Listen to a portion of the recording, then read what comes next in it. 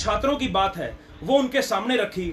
हमने उस ज्ञापन में सरकार से मांग करी कि सरकार इस प्रदेश के, पूरे देश के हालात देखते हुए जो भी लिखित परीक्षाएं इन यूनिवर्सिटीज कॉलेजेस में जो नोटिफिकेशन जारी करी है, उन लिखित परीक्षाओं को सरकार स्थगित करे, उन लिखित परीक्षाओं को ना लिया जाए, उसकी बजाय सरकार जो स्टूडेंट्स हैं उनको डायरेक्ट जनरल प्रमोशन देकर अगले सेमेस्टर में प्रमोट करे। ये डिमांड हमने सेकंड थर्ड ईयर, अगर 3 साल का कोर्स है, मतलब इंटरमीडिएट ईयर और फाइनल ईयर, सभी स्टूडेंट्स के लिए सभी कोर्सेज में हमने ये मांग रखी।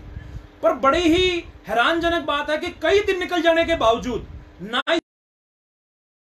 ना ही माननीय राज्यपाल या मुख्यमंत्री या उप मुख्यमंत्री का इस ज्ञापन के ऊपर ना ही उन्होंने कोई संज्ञान लिया। दोस्तों, हमने ये बात जो करी थी वो हमने ये बात इसीलिए करी है क्योंकि प्रदेश के हालात ऐसे हैं। आज कोरोना की गति, जैसा आप सभी जानते हैं, पूरे देश में भयानक तौर पर यह कोरोना फैल रहा है। और मैं सरकार के सामने ये बात रखना चाहूंगा कि ये बात मैं इसलिए करी है क्योंकि ये, अगर आप बात करें तो आईआईटी कानपुर, जहां पर हमारे देश के बड़े से बड़े जो है रिसर्च और टेक्निकल के जो प्रतिबिंब है, जो इंस्टीट्यूट, आईआईटी कानपुर है, आईआईटी बॉम्बे है, अमेठी जयपुर है, national institute of law Jodhpur है, महाराष्ट्र गवर्नमेंट तक ने यह फैसला कर दिया भी अपने सभी ईयर्स के छात्रों को प्रमोट करने का फैसला लिया है। इसी चीजों को देखते हुए हमने सरकार के सामने ये बात रखी, पर इस सरकार के कानों पर जूं नहीं रहेंगी और इसके बाद अंत में जाकर हमें अदालत का दरवाजा खटखटाना पड़ा। मैं अपने साथियों को बताना चाहूंगा कि 6 जून को हमने माननीय उच्च न्यायालय में, हाई कोर्ट में याचिका दायर करी। चार विद्यार्थियों के नाम पर हमने अलग अलग याचिकाएं लगाई और 9 जून को इसकी पहली सुनवाई हुई। आपको हैरानी होगी और खुशी भी होगी कि हरियाणा सरकार की निकम्मी को, हरियाणा सरकार को निकम्मेपन को देखते हुए जो उच्च न्यायालय है उनको सेम डे पहली हियरिंग पे हरियाणा सरकार को आदेश दे दिए कि हरियाणा सरकार 1 हफ्ते के अंदर इस रिप्रेजेंटेशन के ऊपर, इस जो हमने जो मांग रखी है इसके ऊपर 1 हफ्ते के अंदर फैसला ले। उसके बाद सरकार हरकत में आई। 1 हफ्ते का तो छोड़ो, 3 दिन के अंदर 9 तारीख को सरकार को ऑर्डर इशू होता है और 12 तारीख को सरकार को ऑर्डर जारी करने पड़ते हैं। Department of higher education and notification जारी कर, जो आप में से कई साथियों के फोन रात को 12 जून को वो नोटिफिकेशन जारी किया, पर वो नोटिफिकेशन भी अपने आप में एक ब्लंडर है।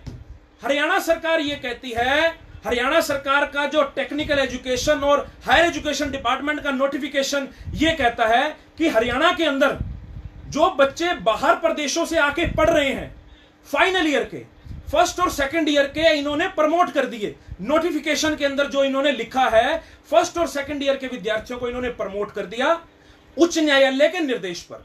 और फाइनल ईयर का इन्होंने एक ऐसा ब्लंडर निकाला है कि इन्होंने बोला कि फाइनल ईयर के जो बच्चे हरियाणा के बाहर प्रदेशों से आकर हरियाणा में पढ़ रहे हैं, उनको तो सरकार अगले विदाउट रिटन एग्जामिनेशन पास करने को तैयार है।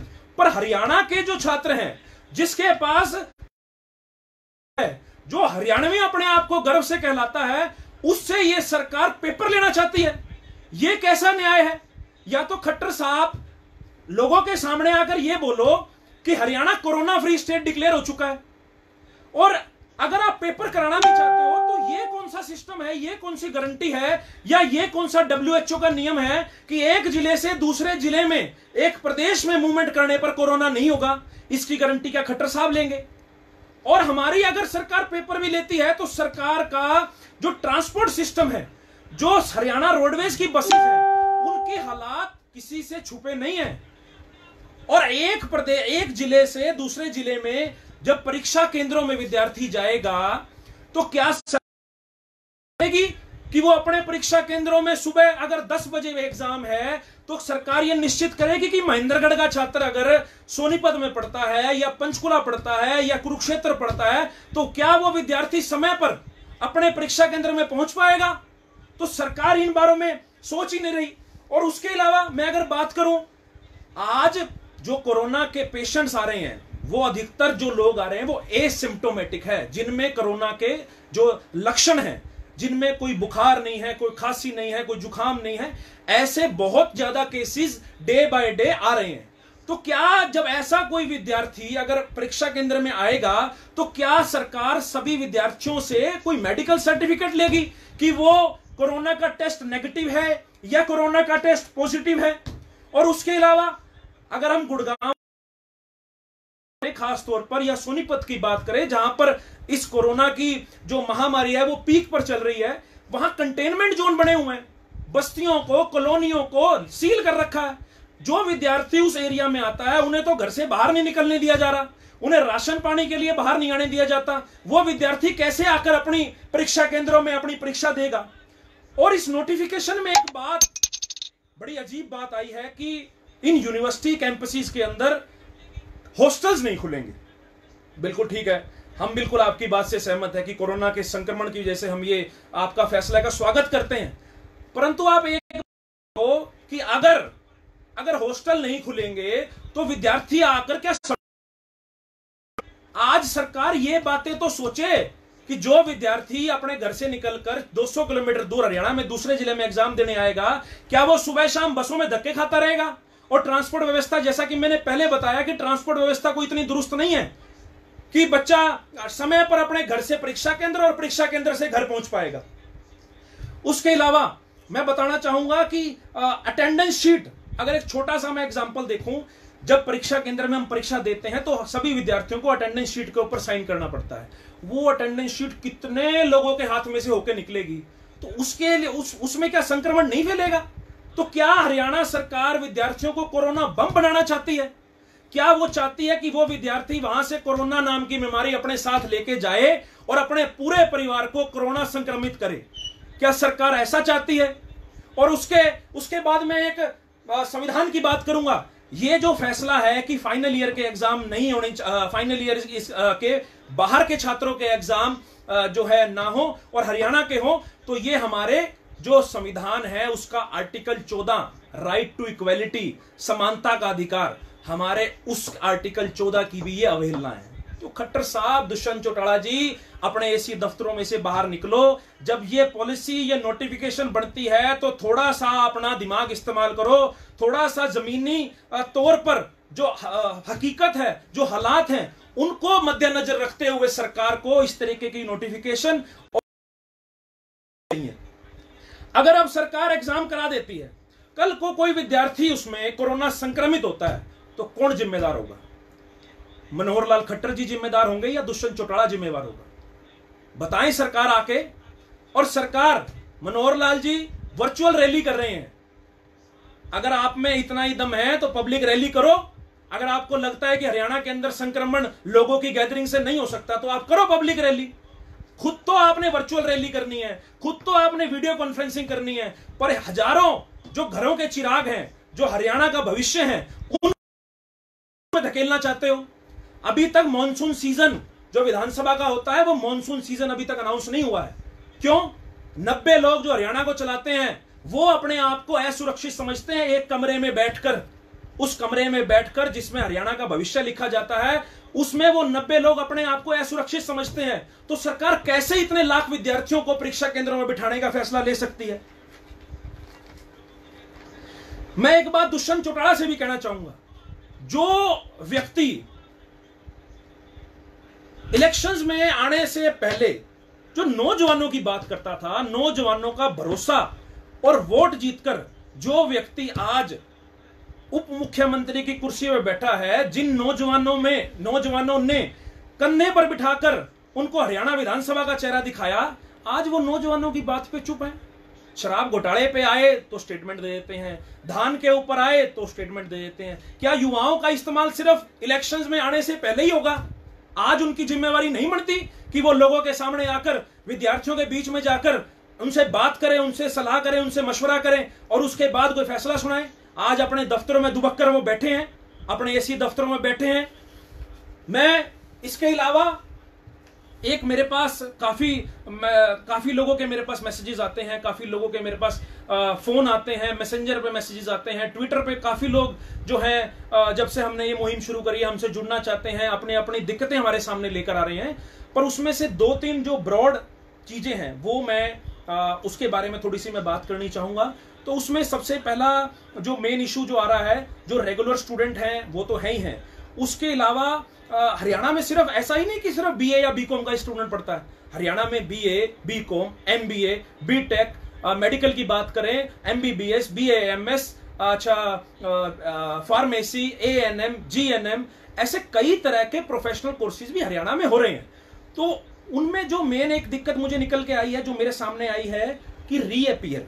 देखिए, जो फाइनल ईयर का स्टूडेंट है, हम बात कर रहे हैं कि उसे प्रमोट कर दें। अब फाइनल ईयर के जो स्टूडेंट है उसकी अगर कोई रीअपीयर है तो वो रीअपीयर अगर वो रीअपीयर नहीं दे पाएगा नोटिफिकेशन के हिसाब से, तो उसका 1 साल ज्यादा उस कोर्स में लगेगा। तो हम सरकार से दरखास्त करते हैं कि सरकार इस मामले पर गंभीरता से जो है संज्ञान ले।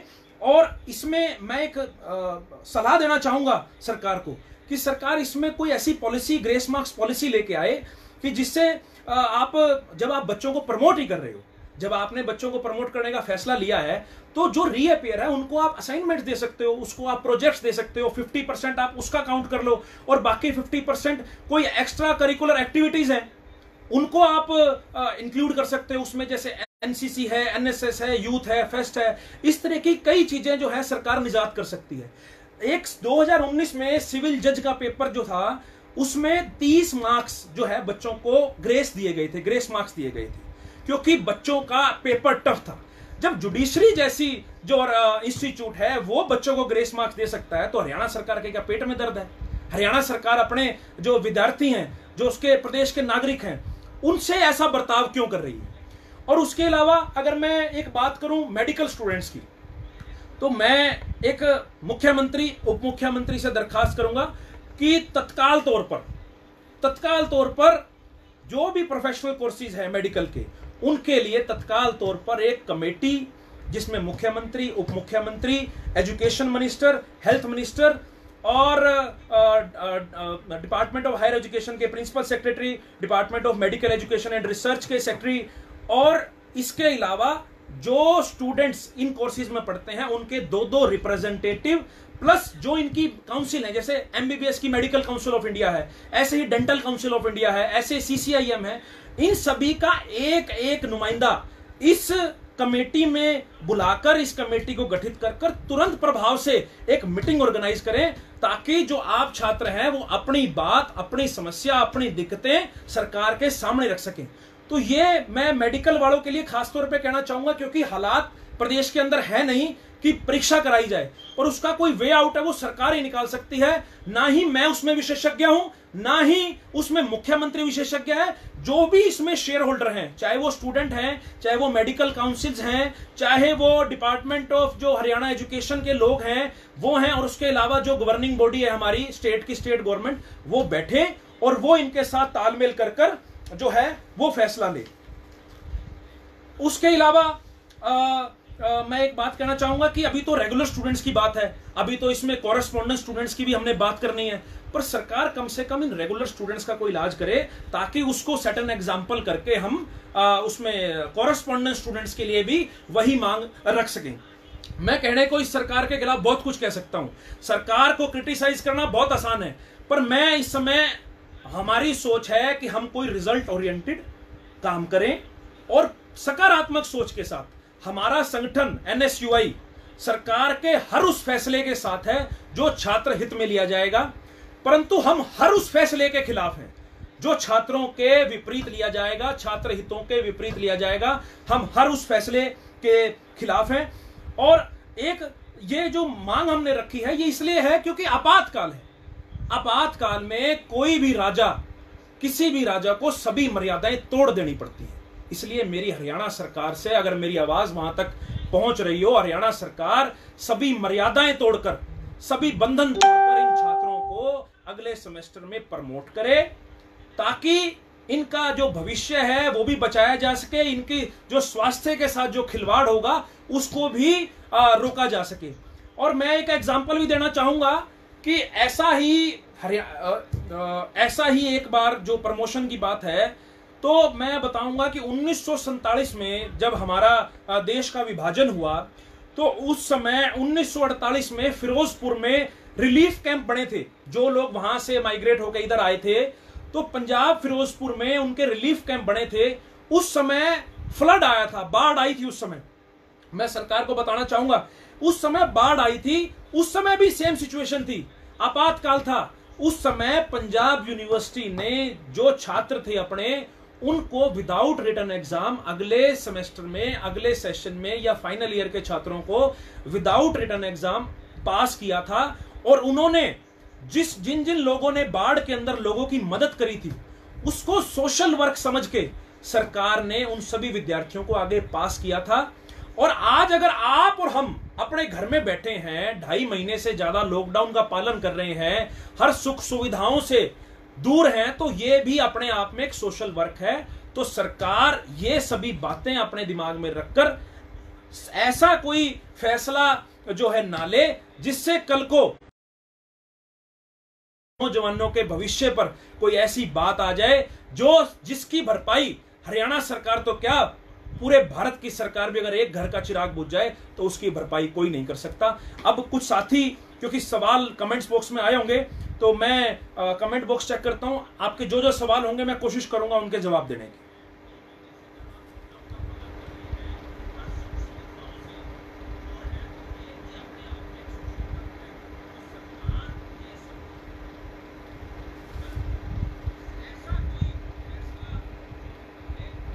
बिल्कुल, विकास शर्मा जी कह रहे हैं कि फाइनल ईयर के स्टूडेंट को भी प्रमोट करें। ब्रदर, बिल्कुल हम आपकी बात से एग्री करते हैं और हमने सरकार के सामने यही मांग रखी है कि सभी ईयर्स के छात्रों को, क्योंकि कोरोना कोई साल देख के नहीं आएगा कि कितने कौन से ईयर में कोई छात्र है, कोई फाइनल ईयर के छात्रों के खून में एंटीबॉडीज नहीं है कोरोना की कि उनको कोरोना नहीं होगा और फर्स्ट सेकंड थर्ड ईयर वालों को हो जाएगा। बिल्कुल, हम ये जो मेरा एक पॉइंट रहेगा, मैं माफी चाहूंगा, जो फिजिकली डिसेबल्ड स्टूडेंट हैं, बहुत ऐसे स्टूडेंट्स हैं, हमारे भाई हैं, हमारी बहनें हैं जो फिजिकली डिसेबल्ड हैं, उनके लिए भी सरकार कोई इस तरीके की फैसला ना ले, क्योंकि फिजिकली डिसेबल्ड स्टूडेंट को आम जब सिचुएशन होती है, जब नॉर्मल सिचुएशन होती है, उस समय भी बड़ी तकलीफ का सामना करना पड़ता है।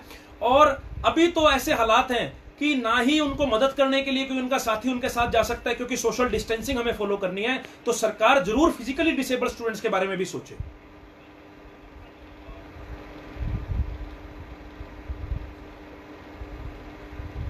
बिल्कुल, पास आउट स्टूडेंट्स के लिए जो हमने रीअपियर की बात करी, उसके अलावा कई स्टूडेंट ऐसे हैं जिनकी जो पास आउट हो चुके हैं पर उनका एक रीअपियर, कोई रीअपियर का ये कारण नहीं है कि कोई बच्चा पढ़ने में ठीक नहीं है, किसी को कोई मेडिकल प्रॉब्लम थी, किसी के कोई घर में कोई प्रोग्राम था, किसी के साथ कोई ट्रेजेडी हो गई। और आजकल तो यूनिवर्सिटियों के अंदर, मैं बताना चाहूंगा, यूनिवर्सिटियों के अंदर आजकल तो ये गोरख धंधा चल रहा है कि जान करके विद्यार्थियों की 1 या 2 सब्जेक्ट में किसी टीचर के किसी बच्चे के साथ ना बनती हो, उसको रीअपियर दे देते हैं ताकि उनका जो दोबारा से एग्जामिनेशन फीस है वो दोबारा से एट सके और अपनी यूनिवर्सिटी के जो खर्चे चला सके। तो ये भी एक गोरख धंधा चल रहा है। तो सरकार को बिल्कुल जो पास आउट स्टूडेंट भी हो गए हैं और जो फाइनल ईयर में हैं, इन दोनों के रीअपियर के बारे में भी विचार करना चाहिए और कोई ऐसी पॉलिसी लानी चाहिए जिससे वो बच्चा रीअपियर को प्रमोशन की तरह उसको जो है रीअपियर पास करी जाए।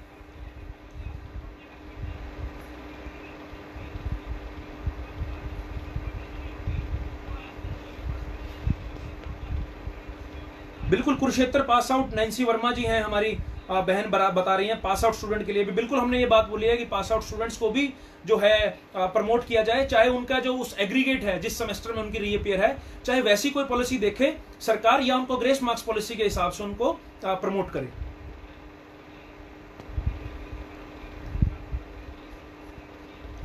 बिल्कुल, लक्ष्य मलिक जी कह रहे हैं if someone near home is quarantine then how the student can come to give exam. आपकी बात बिल्कुल ठीक है लक्ष्य भाई, आप बिल्कुल सही बात कह रहे हैं, पर मुख्यमंत्री उप मुख्यमंत्री शायद इन बातों को उनके लिए कोई महत्व नहीं है, जिसलिए उन्होंने नोटिफिकेशन निकाला। हम आपकी बात से बिल्कुल सहमत हैं कि कोई बच्चा अगर घर में क्वारंटाइन है तो वो कैसे परीक्षा केंद्र में पहुंचेगा, या कोई बच्चा अगर कंटेनमेंट जोन में रहता है तो वो कैसे जो है परीक्षा केंद्र में पहुंचेगा। सवाल बहुत हैं दोस्तों, थोड़ा सा आपसे माफी चाहूंगा क्योंकि अभी